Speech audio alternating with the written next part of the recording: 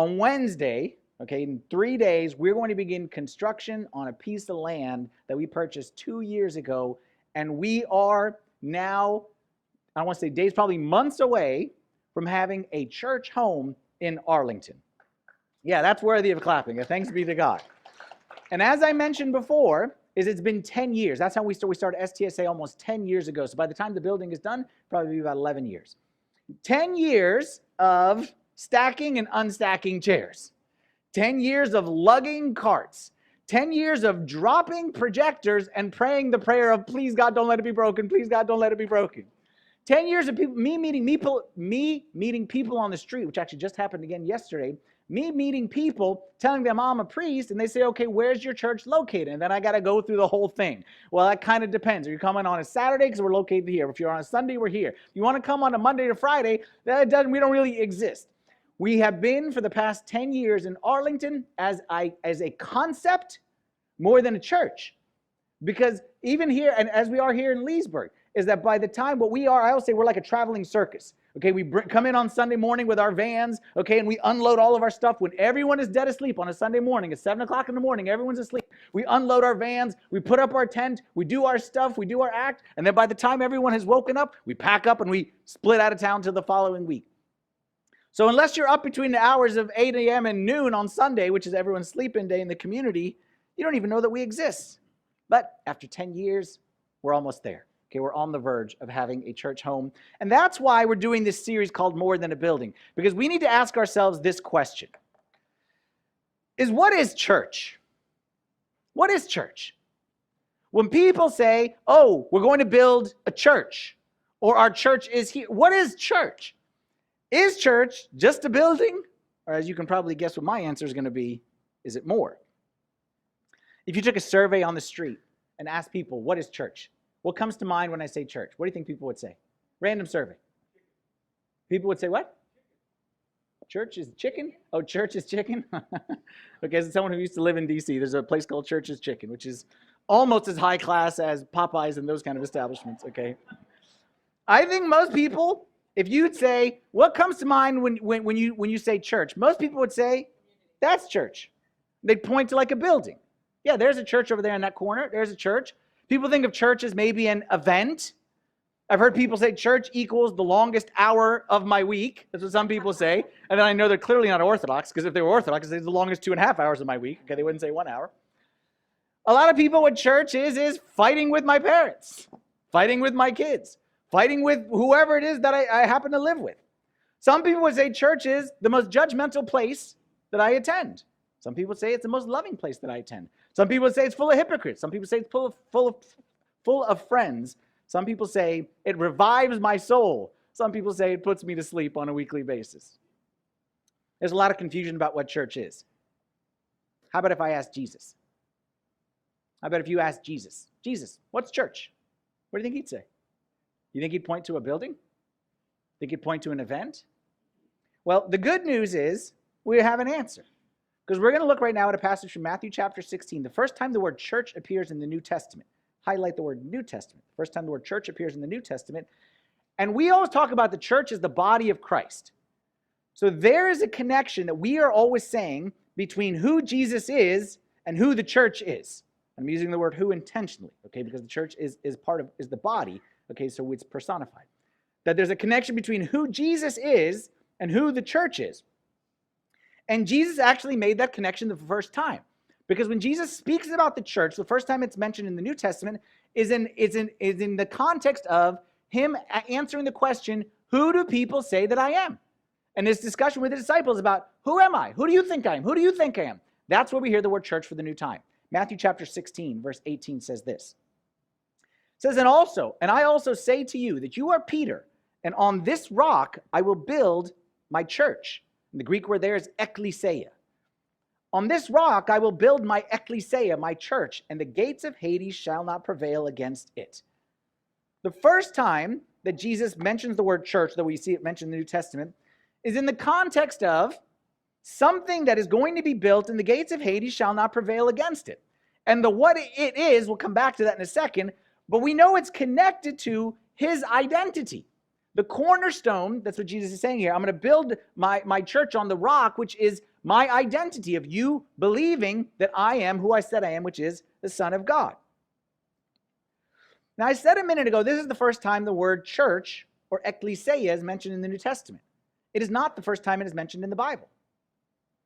Did you know that even though the word church does not appear in the Old Testament, the word church, the word ekklesia, appears more than 75 times? And you know that anything we're reading in English is simply a translation of the original language, whether Hebrew, Greek, or Aramaic. So any translation, you know this, any translation comes with a bias. That's why when people say, what's the best translation in English? Or what's the right translation? There's no right translation. Everyone comes with its pros and its cons. Each one has a little bit of bias. You could translate it this way or this way. So that's why I want to look at the word ekklesia, because there's no bias when that word is written. The word ekklesia has nothing to do with the building. The word ekklesia has nothing to do with the building. It was mentioned over 75 times in the Old Testament, and not once did it have any reference to a building or a structure. It always referred to a people. Let's show you the definition of ekklesia. From the Greek dictionary, it says, ekklesia is a gathering of citizens called out from their homes into some public place or an assembly. A gathering of citizens called out for a purpose, for a particular reason. In other words, the word ekklesia, which we say church, but again, stay away from that for a second. The word ekklesia has nothing to do with a building, has nothing to do with religion, has nothing to do with faith. It simply means a group of people called out for a purpose. So you know what would be an ekklesia? It was also used towards military. So here's our nation right here, and you guys, okay, we're going to call you out for a purpose. You're the Army, you're the Navy, you're the Marines, you're the whatever it may be, called out for a purpose. It's not a building, it's a group of people who are called out for a purpose. The other way you would use it is maybe like a sports team.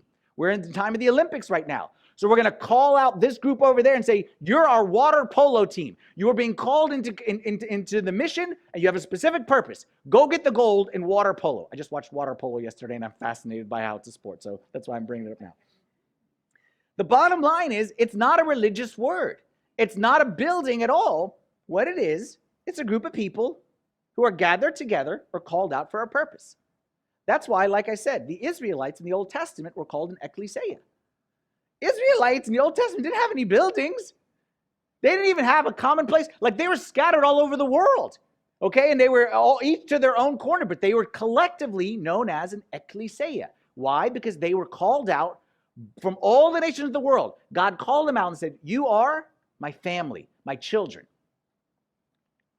And in the liturgical prayers, we say a similar phrase, okay, about us as the church today, as the people. When we say what? We say, he made us unto himself a congregation. Okay, that's the translation we say. Newer translations say he made us unto himself an assembled people, or an assembly of people, which means that God chose us. He called us out to be something special for him, his children, his ekklesia. One commentator wrote this about the word ekklesia. He says, in all literature, both sacred and secular, in all literature, ancient literature he's talking about, sacred and secular, ekklesia referred to a gathering of people united by a common identity or purpose, never having religious implication. So, all that said, let's say you didn't hear anything that I just said. Common sense. When Jesus said the word ekklesia in Matthew chapter 16, when he was talking to St. Peter and St. John and St. James, and he said, you are my church. How many people think that what was in Peter's mind was, oh, he wants us to build a building? Oh, for sure. What he's saying is, go look at that piece of land over there and see if we can get that. Anybody think that any time his disciples, when they said, you are my church, thought of bricks and mortar? Thought of a piece of land? Thought of any kind of structure? No way. And in fact, if you know Christian history, you know Christian churches as buildings didn't come into history until when? Till the 4th century. So we're talking about at least 300 years, and most would say that was the strongest time of the church, where there was no buildings. But we can't say there was no church. It wasn't until Constantine came along and made Christianity legal. Before that, Christianity was in hiding. People would come to my, or we'd go to her house, and we would all meet, and then we would disperse. But there was no church, dedicated church structure until Christianity became legal after the Edict of Milan in the 4th century. Point here is, Jesus said, I'm going to build my church, and the people who heard it from his mouth knew instantly with no explanation. He was not talking about a building. He was talking about a people. He's talking about a people who are united for a purpose. People who are coming together for a mission to do something and accomplish something in the world. And that accomplishment is based on belief that he is the Son of God. And I say here at STSA, I love that definition. Because that's us. Because we ain't got no building. We don't own this place. We act like we own it on Sundays, but we don't own it. And same thing, we're over in Arlington. Okay, when people come and they say, where are you located? I say, oh, we have the best facility, okay? We have, a 7-story building. Okay, we have a huge parking garage. We don't own it, okay? But on Sunday mornings, we act like we own it. We love the idea that church is more than a building, because let me tell you what's happened in the last 10 years here at STSA. 10 years at STSA. We are one church in 2 locations. We got 3 priests. We got 6 staff. We got more than 400 adult members. We got more than 700 total members. We got more than 11,000 people who subscribe and follow us online. And we've done all that with 0 buildings. What makes us the church isn't our building. It's our mission. It's bringing ancient faith to a modern world. Let me tell you else what we've done over the last 10 years. Just to show you that a church doesn't need a building. I'm not into numbers and statistics and bragging and showing off. It's not about that, but this is just about stating facts. In the last 10 years, again, less than 10 years, we have welcomed more than 65 people into the faith through baptism or chrismation in the last 10 years without a building. And actually, we have more slated for later on this month. Okay, we'll be adding to that number. In the last 10 years, again, without a building, we have opened our hearts and our budgets to the community which we are located in, starting first in Arlington and here in Leesburg. And we have invested heavily in the local community. Specifically in Arlington over the last 10 years, we have partnered with Arlington Public Schools to establish mentor programs and read aloud programs. We partnered with Inova Hospital System to do different activities there and events for the kids with the sickle cell.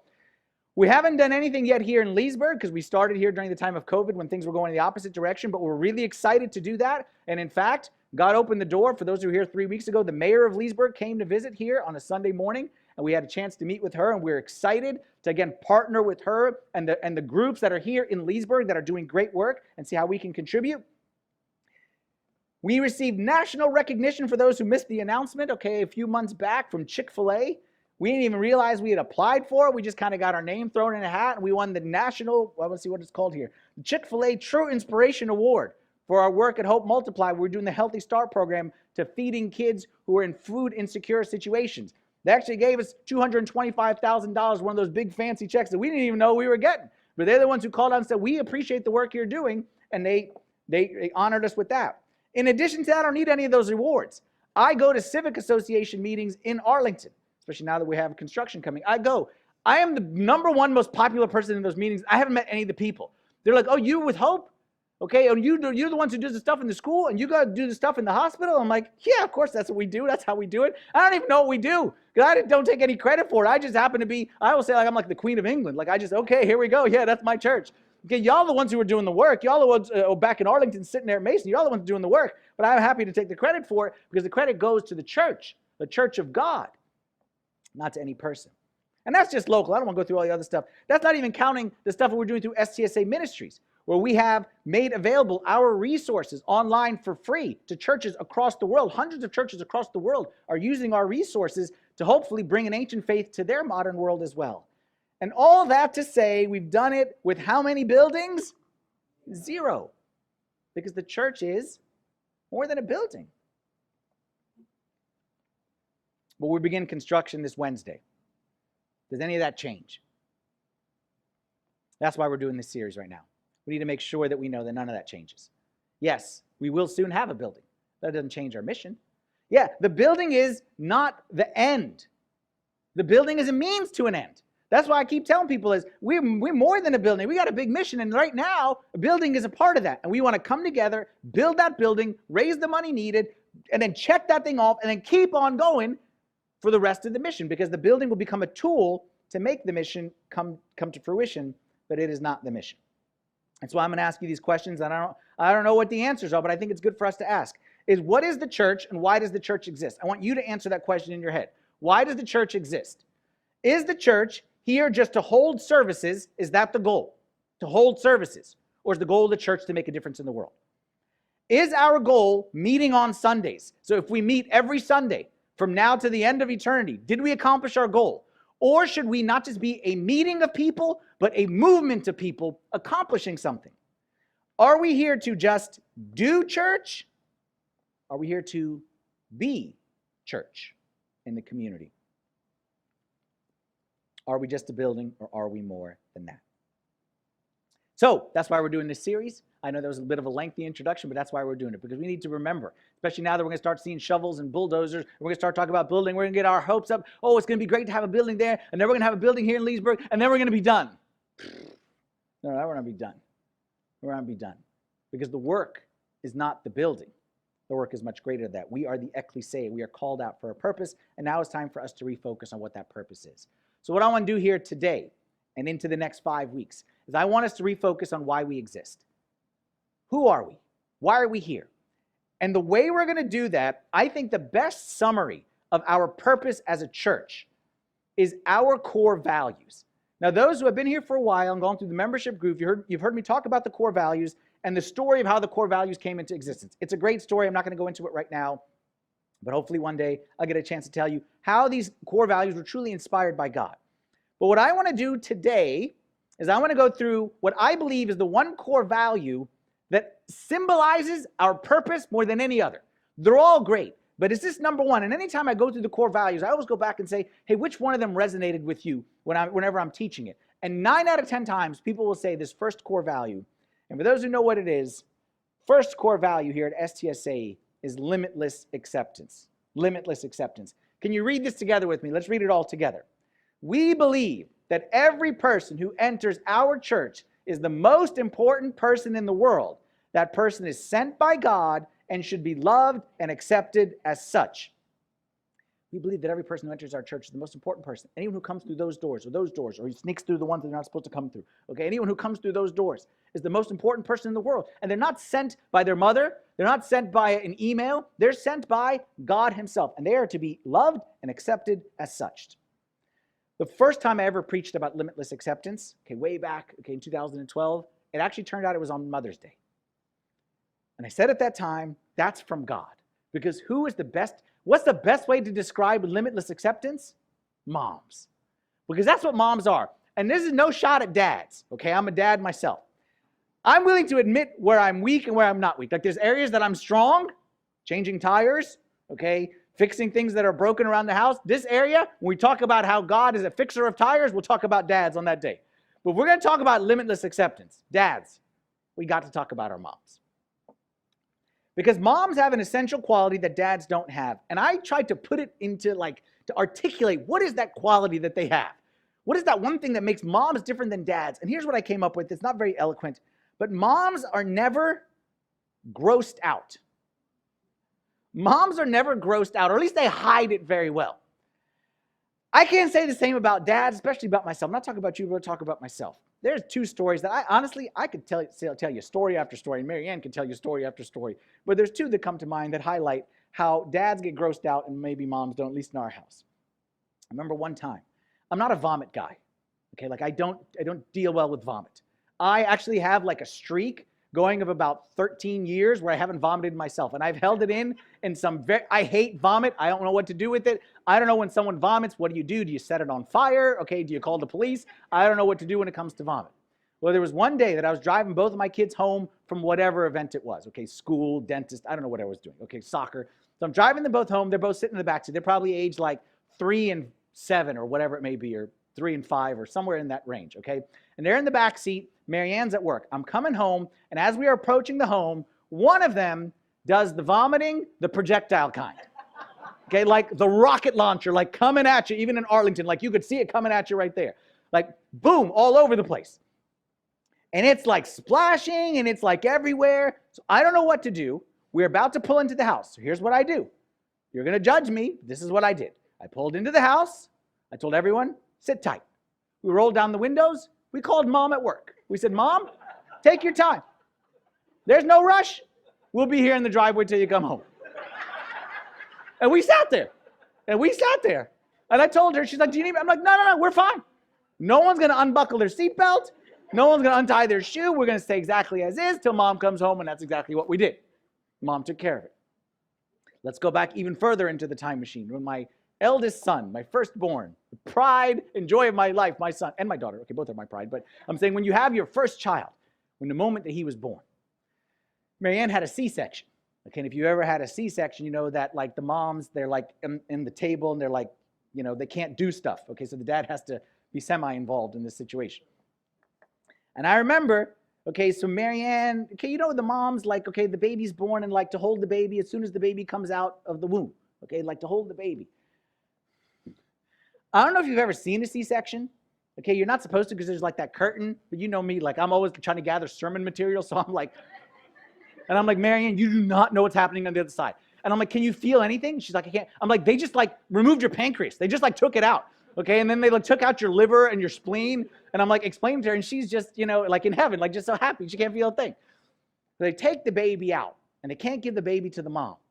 So this is like the moment, like the baby, and they come to the dad. And me, I'm the dad, and I go, I kind of shake it off like that, and this is actually what came out of my mouth. This wasn't prepared, okay? What came out of my mouth was, can you towel him down first? Can you wipe him off? And the nurse looked at me like, you monster.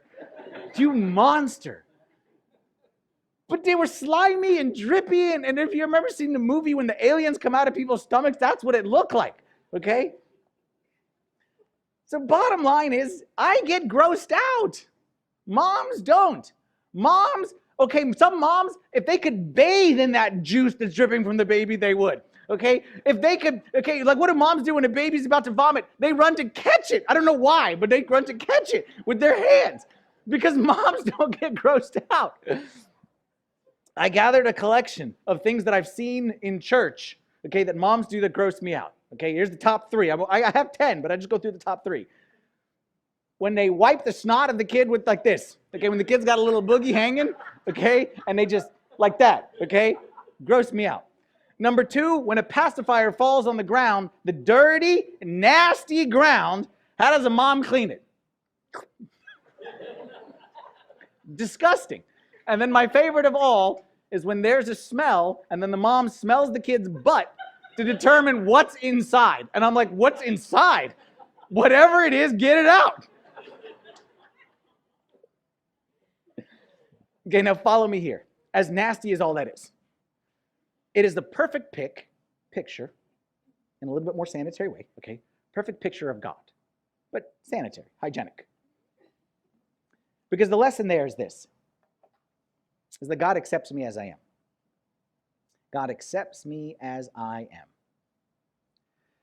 No matter how dirty, no matter how disgusting, no matter how much everyone else is like gross, get him away from me. And let's be honest, okay, if I could look at everyone in the eye right now, there have been times when you've been gross. There have been times when I've been gross. There have been times I've been grossed out by myself. I know others have been grossed out by me in a spiritual sense. But God, never gross. Never towel him off before you bring him to me. Never wait for someone else to come clean him and then I'll come. Never. God accepts me as I am. And that's why, you know, we always talk about God as our Father, but did you know there's some verses in the Bible that talk about God has motherly qualities as well? Isaiah chapter 66, verse 13 says, as a mother comforts her child, so will I comfort you. This is not saying God is male or female, obviously, but it's saying God embodies the perfect qualities of a father and embodies the perfect qualities of a mother as well. God is complete. Because God is never grossed out by us. Now, let me tell you right off the bat, what I'm talking about here today, limitless acceptance, is the exact opposite of the way the world is today. This is a very hard concept in the world. This was hard for me to teach 10 years ago. This is quadruple hard today in the world that we live in today because somehow everything is exponentially, okay, today in the world. And what I mean by that is the world today says there's only 2 options. There's right and then there's wrong. There's good, then there's bad. There's with me, then there's against me. There's either you're on the left side or you're on the right side, but there's nothing even close to in between. And while I get it, okay, and while I get it, that it's easy and it's natural for us to say, no, those things, Father Anthony, those are bad. Those are gross. Those are sin, and those are really, really bad, and those should not be accepted. I get it. That's our nature. That's how all of us are. But here's the problem. Okay, just follow me with me. Follow along with me here. And I realize that I'm going to say some stuff that some people's going to be, it's not going to sit well, but just stick with me. Okay, and then you can disagree with me at the end, but just stick with me here. What if the way you see the world isn't the way God sees the world? Is there a chance of that? Like, take that one to social media. Because social media is the exact opposite of that, which is the way I see the world is the right way. If you don't see it that way, you're wrong. It's very simple. You don't have to see the world the way I see it. You can be wrong. That's social media. That's the world today. That's politics. That's everything. But what if your view of the world, which I respect, okay, I respect your view of the world, I respect it, what if it's not the same as God's view? What if your view of people isn't the same view as God's view of people? Like with us, like I said, there's certain sins, like let's be honest, there's certain sins that are, quote, acceptable. And there's certain sins that are not acceptable. Like no one's ever going to say, no, you don't belong in this church, you're gluttony. No, we bring it, okay? We're all gluttony, bring it. No one ever says you don't belong because you're gluttony. No one ever says you don't belong because you may have told a lie before in your life, because we all do that. But then what about other sins? Like we look at it and say, okay, this sin is a heterosexual sin. This person's struggling with heterosexual sins. Okay. But the homosexual sins? We say this person is messing around with having premarital sex. Okay, and they're messing around, but you know what I mean? Like, boys will be boys, girls will be girls. But this one got pregnant. Same sin, but kind of different appearance. So these people, forget about sins. Let's go straight to the heart of the matter, the thing we care about most. These people believe in masks? These people don't believe in masks? You kidding me? You want me to accept a non-masker or a masker in my community? Watch this one. I get you all right now. This person voted for Trump. What if there's certain people that we see a certain way, and I'm not saying my opinion, I'm just asking questions. What if we don't see it the way God sees it? What if God sees it different? In case you don't believe me, that God doesn't get grossed out, I'm looking at a passage in Scripture right now. Ask yourself, if you were to ever come face to face with Christ, what would be the worst possible way to do that? You meet the King of Kings and Lord of Lords. Okay, if I told you today, you're going to meet Jesus, okay, later this afternoon, you're going to look nice, you're going to behave, you're going to repent, you're going to try to look like you're in good shape. What is the worst possible way to meet him? I'm going to go with a passage from John chapter 8, where you remember the Southwest commercials, Want to Get Away? Remember those commercials, like Want to Get Away? That's this lady right here. In John chapter 8, meets Jesus in the worst possible way, the most likely to not be accepted by Jesus. John chapter 8, verse 3. It says, then the scribes and Pharisees brought to him a woman caught in adultery. And when they had set her in the midst, they said to him, teacher, this woman was caught in adultery in the very act. Hold that thought. Not just accused, but caught in the very act.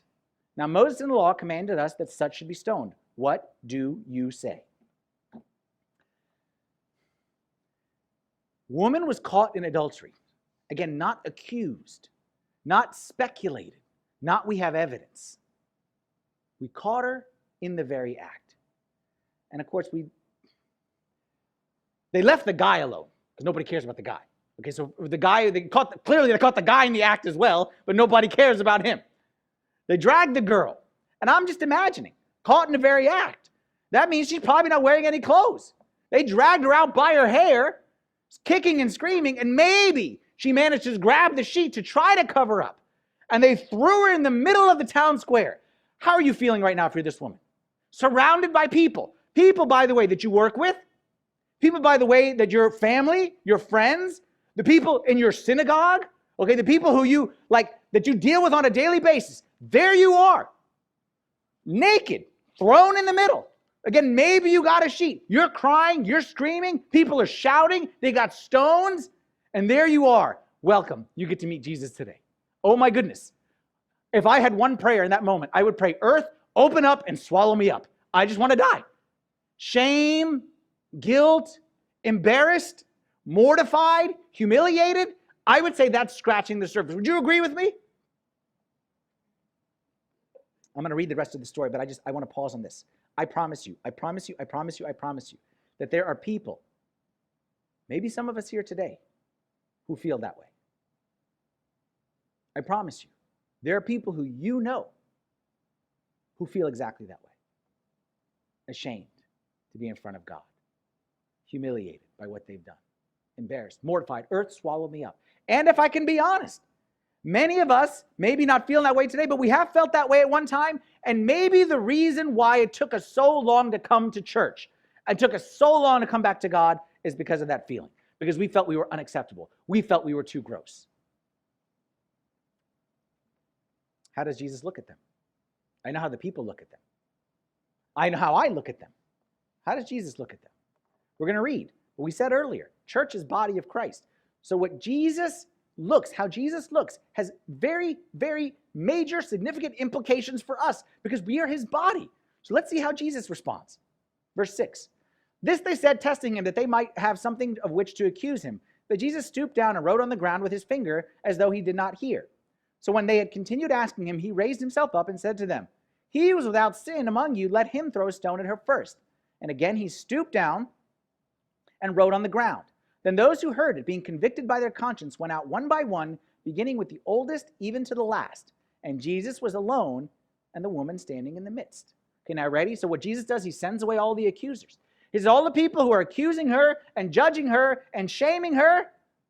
Okay, we're going to start, like what they say, we don't know, but the biblical scholars say that what he wrote in the ground, he started to write people's names. So he wrote this person's name and their sin.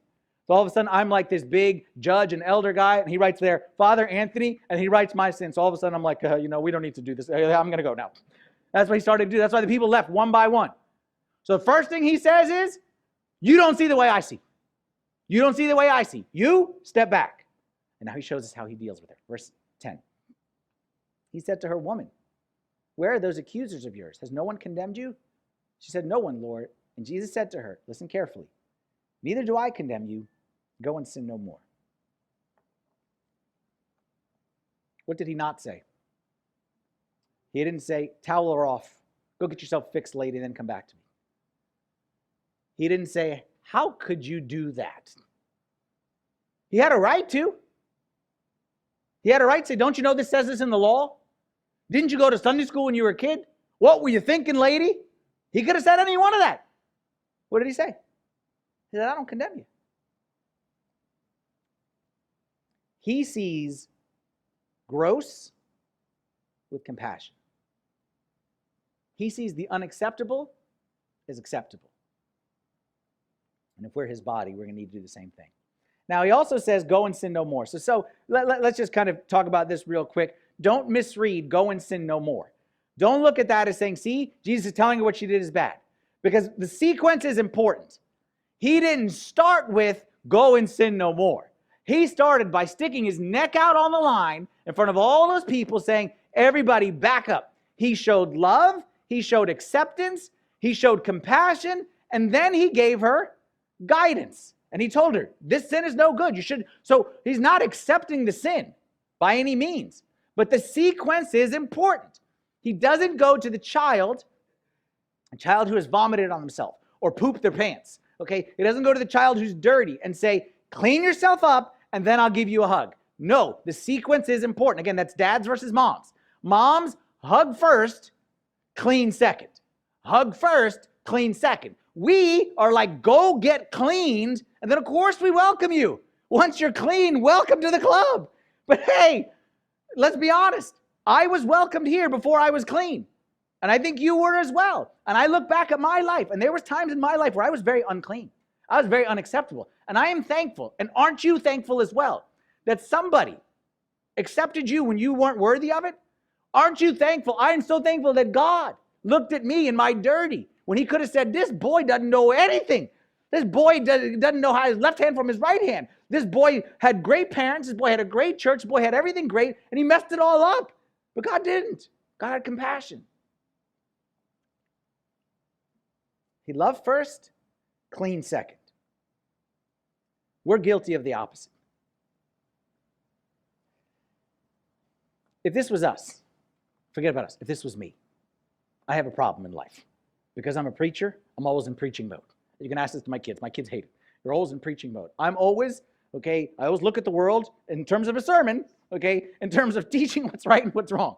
Okay, so let's say I remember this one time that we were at one of those cafeteria restaurants, okay, and you hold the tray with the food. So I try to instruct the children this very clear ways to load the tray so that it's balanced, so when you're carrying it doesn't fall. Okay, because you put the cup over here, the plate, like you can't overshoot on the left. Okay, you have to keep it balanced. So a kid dropped the tray. So what do? Well, it's because you put the salad on the left and you put the drink on the right, and what were you thinking, and the physics and whatever. And I could just, afterwards, I think back on it. I'm thinking to myself, shut up and hug the kid. That's what the kid needed. The kid knew that they made a mistake. The kid knew that they made a big mess. The kid didn't think like, oh, this was fun. The kid knew that. Same with this lady. She didn't need somebody to tell her, you know what you did is a sin. Yeah, hello, I know that. I know that it's a sin. That's why people have rocks and are about to throw it at me. We think what the world is missing today is people to tell them their sin, is people to say that they're bad. You, trust me, people know their sin. People know they're bad. You know what people don't know? Is that they can be forgiven and they can be accepted despite their sin. That's what they don't know. That's what limitless acceptance is all about. For the body of Christ, we're going to accept and love before anything else. Romans 15, verse 7. Again, this is me, this is you. Accept one another then, just as Christ accepted you. Accept one another as Christ accepted you. I need to accept others the way I have been accepted. Said another way, God's limitless acceptance of me must translate to my limitless acceptance of others. It can't be anything else. If I'm the body, if there's a part, we have lots of doctors right here. If there's a part of my body that is not aligned with my head, if my head is saying to my hand, move up, and it doesn't move up, then I have a dysfunction in my body. Like I have a sickness that needs medication. If my brain is sending signals, move, and it can't move. What if the head is acting in a certain way and the body is doing different? Then the body has a sickness. The body has a disease. The body needs to be treated. The body must align with the head. And the head, Christ, limitless acceptance. Not accepting of sin, but accepting of sinners. None are too disgusting for me. Practically speaking, you may have heard of a lady named Brené Brown. Okay, she's written several books and she's given talks on YouTube. She says something very nice. I like very much what she says. She says it's hard to hate someone up close. It's hard to hate someone up close. She says distance demonizes. Distance demonizes. And let me tell you what this means practically. How easy is it to hate someone on social media? How easy is that?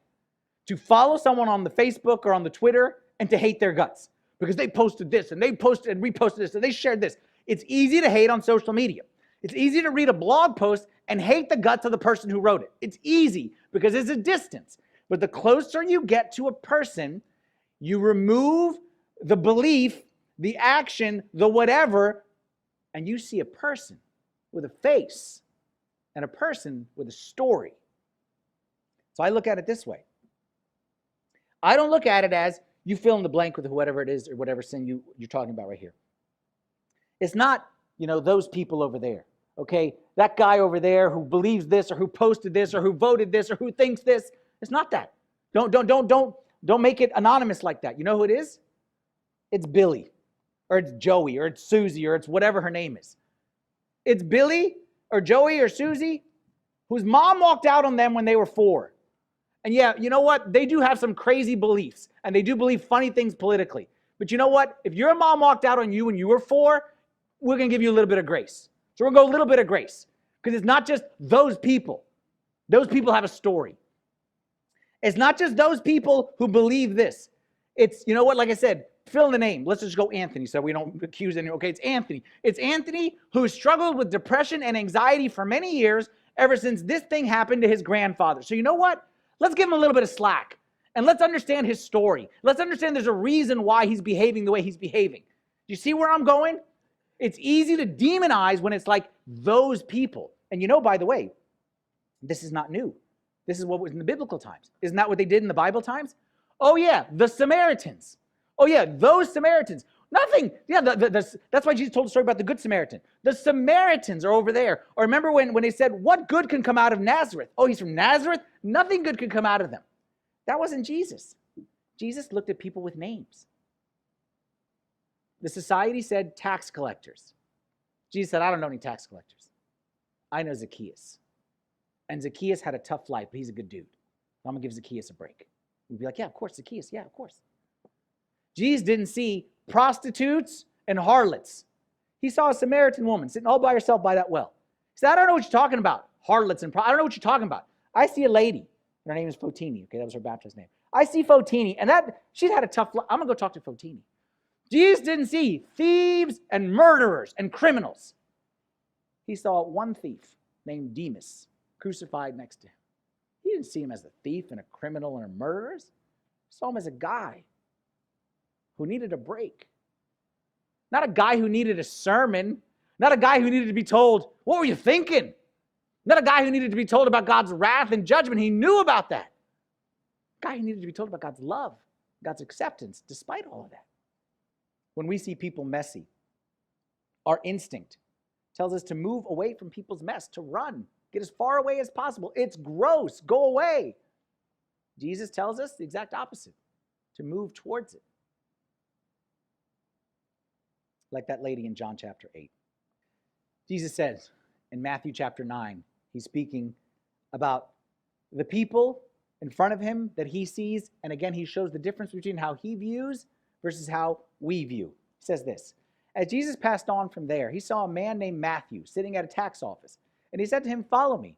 So he arose and followed him. Now it happened as Jesus sat at the table in his house, that, watch this, behold, many tax collectors and many sinners came and sat down with him and his disciples. We look at that and say, why many tax collectors and why many sinners? Jesus said, what are you talking about many? You talking about Matthew? The guy who's going to end up writing the first gospel of the New Testament? That's the guy you're so upset about? The one who's going to be a witness to me, to the Jewish people? Jesus didn't see groups. When the Pharisees saw it, they said to his disciples, why does your teacher eat with tax collectors and sinners? When Jesus heard that, he said to them, those who are well have no need of a physician, but those who are sick. I did not come to call the righteous, but sinners to repentance. He says, look, and again, I know we have a lot of doctors here. You don't go to a doctor and say, watch out, there's sick people. Yeah, that's why I'm here. No, stay away, doctor. That room has a sick person. Go to this where the doctors are. No, the doctor didn't come for the doctors. The doctor came for the sick. And that's what Jesus was, and that's where we're supposed to be. He didn't wait for us to be clean to come to him. He came to us even while we were dirty. And if we're going to be limitless acceptance, we need to be the same way. Now, last thing I'm going to say, and I'll go through this quick. Earlier, I talked about how God's acceptance for us is like moms. Well, let's talk about the flip side of that. When we are not accepting of God's children, God is also like a mom. Again, greatest mom on the planet is my mom, or not my mom, my wife right there, okay? My mom is the best and my wife is the best. Tie for number one. Okay, sorry. My wife is the kindest person on the planet. Can anyone stand up here and say, no, they've seen Marianne act very aggressive? Like, they know it's Marianne. But you know who's seen Marianne act aggressively? You want to watch her act aggressively? Go touch one of her kids. Go try to lay a finger on one of her kids, and then you're going to see what we call Mama Bear around the house, okay? Mama Bear come out. When Mama Bear, I told you all this story before. There's one time when the kid was 3 years old, okay? One kid pushed him on the playground. I thought that little boy was going to need like a witness protection program to get out of recess, okay? To get home from the carpool line. I was like, this guy's not going to make it. Marianne's going to catch him, and she's going to do something to him. I think that is part of God as well. Because I think in the same way that moms are protective of their children, I think God is as well. And who are moms most protective of? Let's say a mom have 3 kids. Protect them all equally? No. Who do you protect most, mom? The weakest. And I think God is the same way. Imagine that you have a son or a daughter. Let's start with a son. You have a son who has a speech problem. He stutters, and it's a struggle for him. And then you find a school, a specialty school, that says that we can help fix this, okay? And they specialize in kids with speech disorders. And you come to the school with your kid, and they say, sorry, your kid is too bad. Go ahead and fix him first, and then we'll take care of him. Let's say you have a daughter who has a blemish on her face somewhere. Childhood accident, something happened. And let's say the kids at school are making fun of her and calling her ugly and telling her, why do you have that on your face? Actually, no, let's not make it the kids. Let's make it the teachers at the school. Let's make it the teachers at the school are calling her ugly and making fun of her. How would you feel as a mom or a dad? They don't have a child. Can I be honest? Forgive me. What if that's how God feels every Sunday? What if that's how God feels every Sunday when he sees his kids come to church? And he knows they're struggling. He knows they have problems. That's why he sent them to church. Because we're the ones who advertise. We're the body of Christ. We'll treat you as Jesus treated you. We will love you the way we have been loved by God. That's what we advertise. And then they came here. And they get sent back, told, you're not good enough. You don't fit here. No, we will accept you. But go fix yourself, go towel off, and then come back.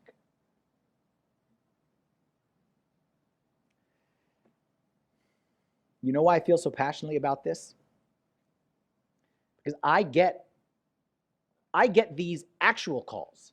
Like I'm telling you hypotheticals. I'm actually not telling you hypotheticals. I'm telling you real. I get these actual phone calls from actual moms and actual dads who tell me, Father Anthony, I know my son is rude. I know he's difficult. I know he has crazy beliefs. And if you give him a chance, he will talk your ear off and try to convince you that everything is a conspiracy. And I get it. I know. But I got nothing. Please help him. What do you want me to say? You're now in my shoes. What should I say? No, we don't belong here. Send him back. Please fix him, then send him to us. Like, what do you want me to say? Again, I'm not talking about people who believe this or people who do this. I'm talking about little Joey or little Susie who is struggling, who has a sickness. We advertise we are here and we have Christ, the true healer. What do you want me to say? I only know how to say one thing, that we are limitless acceptance. And every person who enters our church is the most important person in the world. They will be loved and accepted just by us the same way they are by God. I don't know what else to say. That's why I tell you, every Sunday, you have a chance to do something great for the kingdom of God. Did you know that every Sunday you have a chance to change someone's view of God? Every Sunday.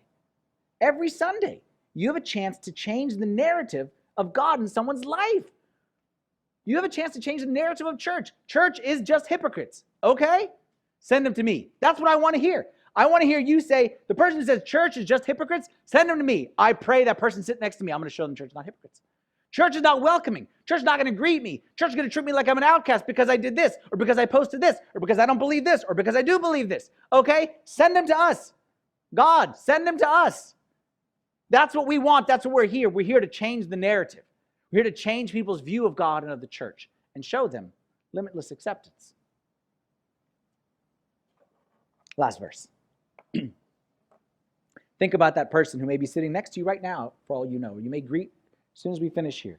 It says, take heed, Matthew 18:10, take heed that you do not despise one of these little ones. For I say to you that in heaven their angels always see the face of my Father who is in heaven. Think of that verse next time you want to judge someone. Think of that verse next time you want to give someone the cold shoulder. Next time you want to say that person doesn't belong here. Their angels see the face of my Father who is in heaven.